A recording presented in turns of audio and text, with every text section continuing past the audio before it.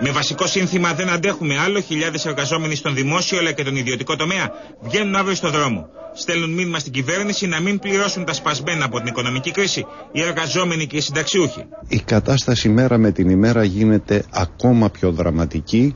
Όσο δεν κινητοποιούμαστε, δεν αντιδρούμε, δεν βγαίνουμε στους δρόμους, τόσο θα παίρνουν ακόμα πιο σκληρά, πιο βάρβαρα, πιο αντεργατικά μέτρα. Έμφραγμα στις συγκοινωνίες. Χωρίς τρένα, προαστιακό και τράμα αύριο.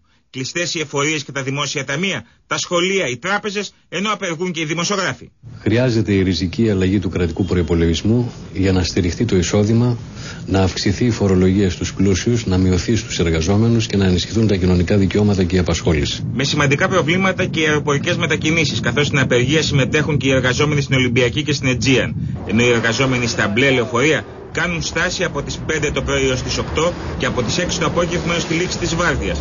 Ενώ στάση κάνουν και οι εργαζόμενοι στα τρόλεϊ, το μετρό και τον ηλεκτρικό από την έναρξη της βάρδιας έως τις 9 το πρωί και από τις 6 το απόγευμα έως τη λήξη της βάρδιας. Μεγάλη χαμένη από τα νέα φορολογικά μέτρα, εκτός φυσικά από τους μισθωτούς και τους συνταξιούχους, είναι και οι ελεύθεροι επαγγελματίες, ο έμπορος της γειτονιάς, ο συνοικιακός μαγαζάτορας που θα κληθεί να πληρώσει το μάρμαρο των νέων φορολογικών μέτρων. Εμείς εδώσαμε, δεν αντέχουμε να δώσουμε κάτι άλλο, ας ψάξουν αλλού να βρουν εισοδήματα προς φορολόγηση. Με σύνθημα «Κλείνουμε πριν μας κλείσουν», έμποροι και επαγγελματοβιοτέχνες κατεβάζουν ρολά στα μαγαζιά τους την Τετάρτη. Φυσικά για προσλήψεις ούτε λόγος. Αν φυσικά ανέβει η κίνηση και δούμε ότι δεν προλαβαίνουμε ήδη να δουλέψουμε μόνοι μας εδώ πέρα. Τώρα δουλεύετε μόνοι σας, Όλο μόναχος, ναι. Και βέβαια η στρόφη γκαδανισμού από τις τράπεζες σιγά σιγά κλείνει. Υπάρχουν συναδέλφοι που αυτή τη στιγμή δεν έχουν να πληρώσουν επιταγές, έχουν ζητήσει δάνειο, αλλά καμία τράπεζα δεν μπορεί να τους δώσει αυτή τη στιγμή. Μόνο όσοι έχουν ανοιγμένες πιστώσεις εξυπηρετούνται.